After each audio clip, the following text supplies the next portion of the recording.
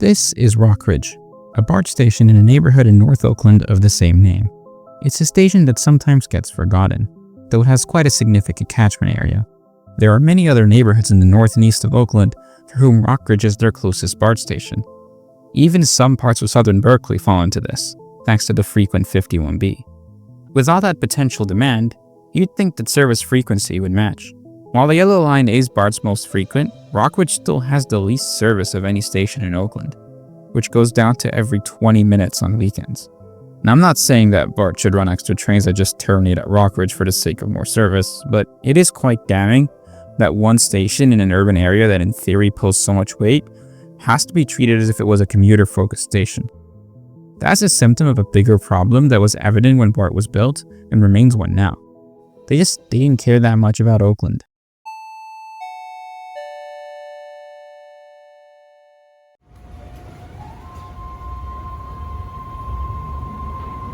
It's well documented that BART has quite a wide stop spacing compared to other metros, and that's because it isn't really like other metros at all. Though there is one place where you definitely want there to be stations in closer proximity, and that's right in the major cities.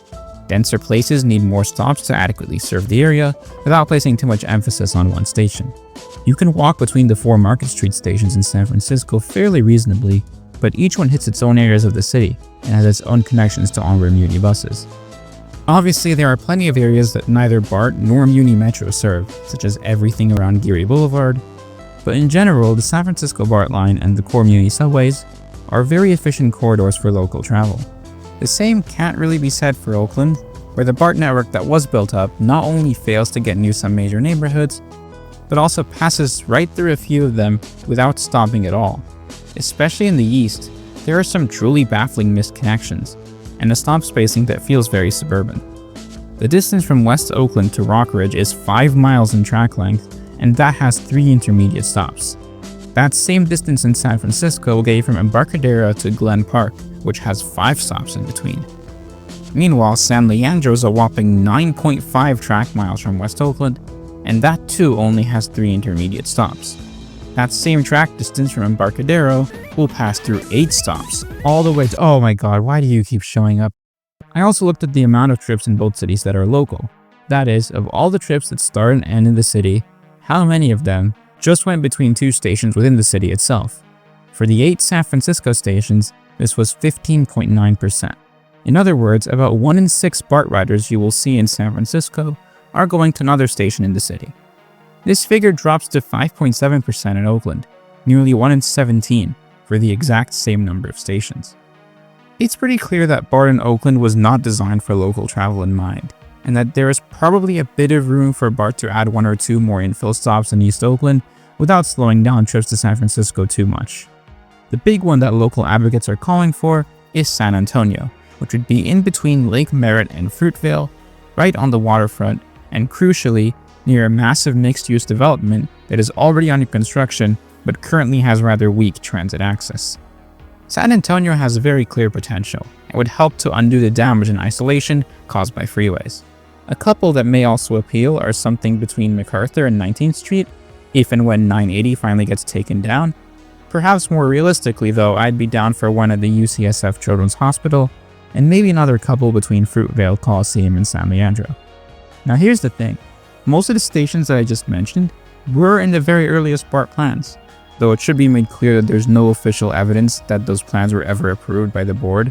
Jake Coolidge theorized what it may have looked like, and it's one of those maps that just captures the mind. I'm more focused on all those extra infill stations in and around Oakland that never saw the light of day, and they got scrapped just as black populations began to settle there. Rockridge, the station this video started with, probably only survived due to being in a more white and affluent area. Present-day BART is trying their hardest to pivot towards being a useful, equitable, all-day service, but they may never be able to fully shake off the system's original aim, as primarily being for suburban commuters to San Francisco. There have been some successes, in particular Sunday service is higher now than it was pre-2020, but there are just some aspects fundamental to the network's topology that get in the way. It's well known that BART caused an office boom in San Francisco as clusters of skyscrapers popped around the Market Street stations. Embarcadero was only added a couple years later due to how overcrowded Montgomery got. As for Oakland, the perceived advantages of having all the lines converge in the city's downtown were never realized. As the suburbs grew, so too did white flight, as those who had the means, and those who weren't targeted by suburban segregation, would leave the city center behind.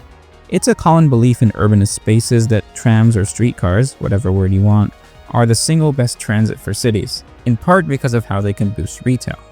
You're more likely to engage with a small business just by exploring and discovering it, which is not really possible when you're passing through a neighborhood in a subway.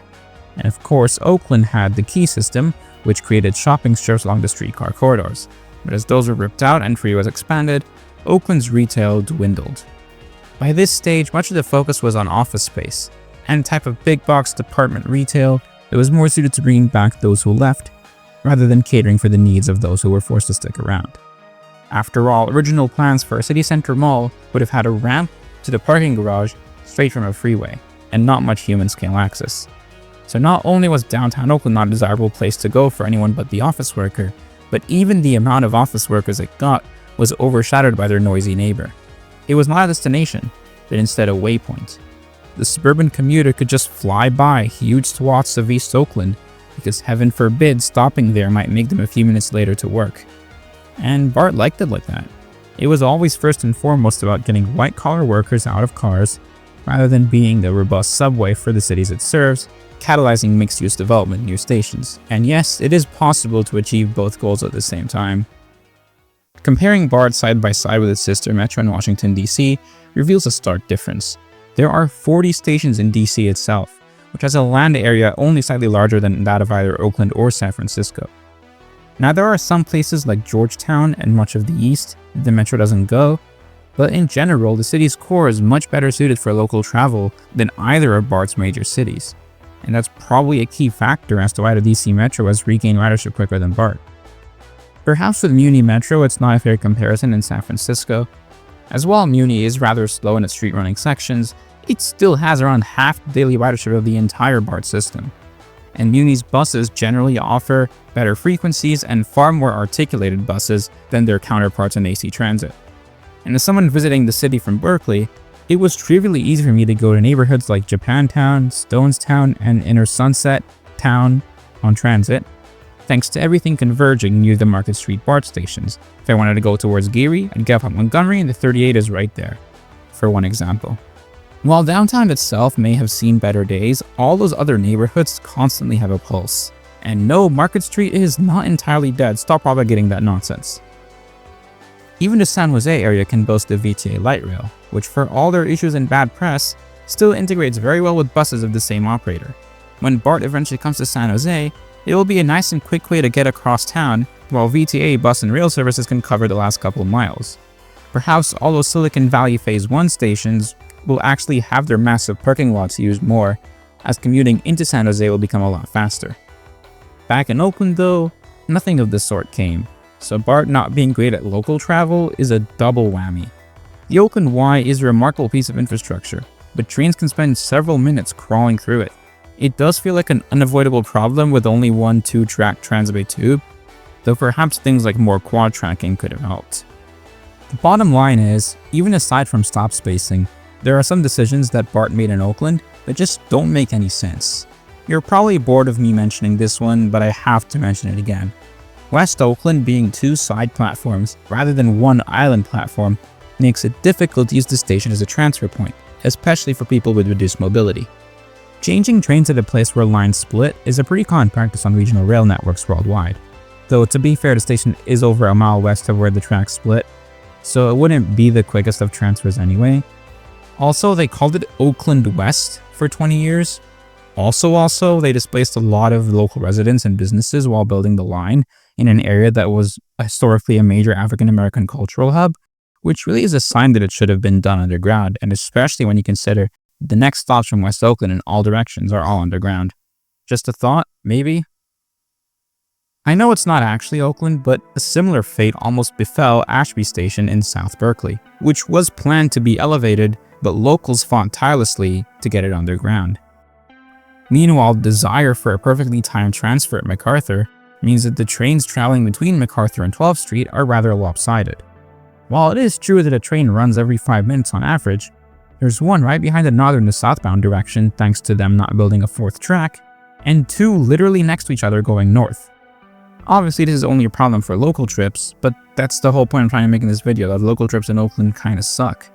Individual BART lines aren't very frequent, but when they interline in the core of major cities, the frequency does become a lot like a really good metro line. And in those environments, you can show up at the station at a random time and feel safe in the knowledge that a train will come soon without consulting a schedule. But because the trains aren't evenly spaced, the amount of time you have to wait is not constant. It depends on exactly which train is the next one. This problem of uneven spacing is also apparent on what I'm calling the South Oakland line, which is the whole stretch from Lake Merritt to Bayfair.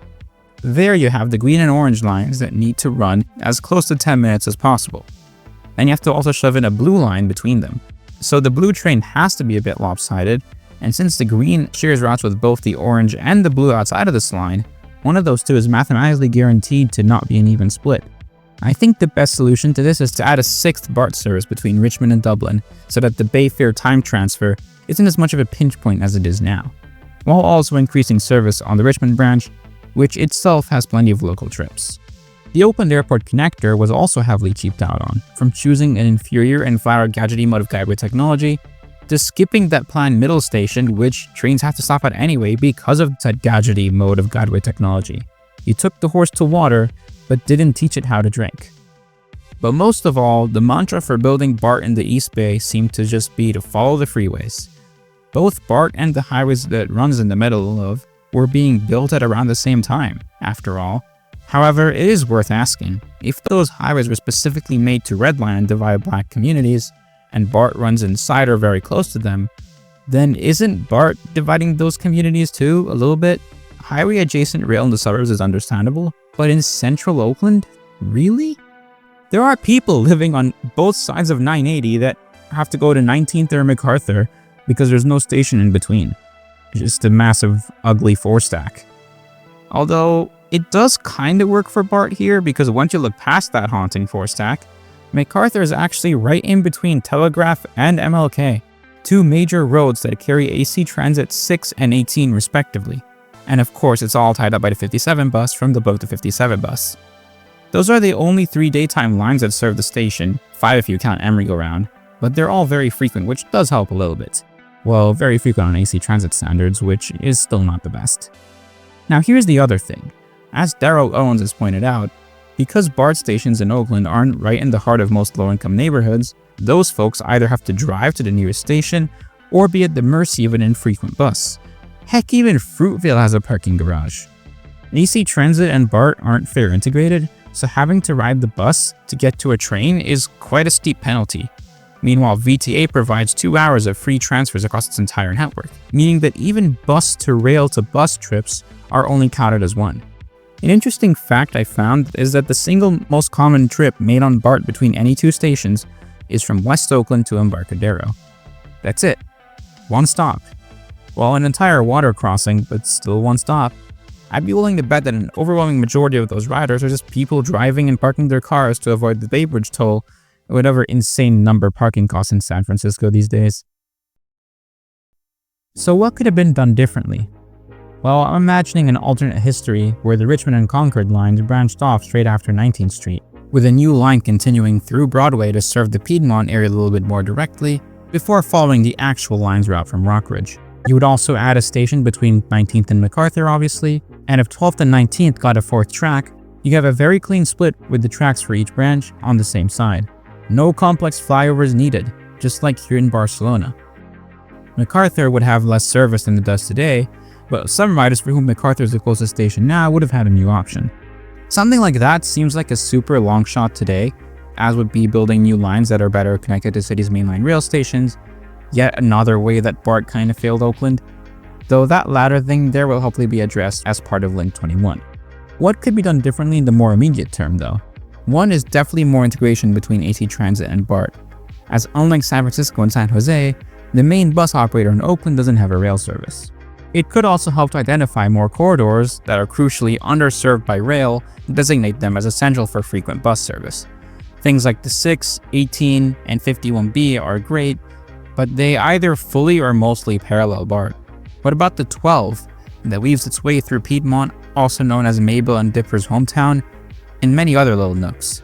The 22 was a nice addition during Realign, bringing a service to Alcatraz Avenue right on the Berkeley and Oakland border, but there's just so much in the south and east that feels deserving of more frequent service or just service at all. Tempo pulls heavy ridership, but it does spend most of its time quite close to BART. That all said though, I honestly think that most of the Realign changes were pretty solid, at least the final version that took effect this month. It seems like they did actually listen to feedback and make amendments to the first draft. But it's still a long way to go before the Oakland and Berkeley area and its surrounding suburbs can really stake a claim to match its neighbor across the bay in terms of transit mode share. And that all stems back from decisions that disproportionately affected marginalized people and revealed the true nature of what BART really set out to do. Getting you to San Francisco fast, but not an awful lot more. That's not to say that what BART has created isn't worthy of praise, but in any urban context, it's always worth remembering those who got left behind. Thank you so much for watching to the end. This is probably the most important video that I've ever made, and I want to give a special recommendation to the book Helatown by Mitchell Schwarzer, which documents the history of urban form and transit in Oakland and how many bad decisions hurt people of color. But yeah, I'll see you next time where we will finally do the Link 21 video. Yep, you've been waiting for far too long, but it's happening.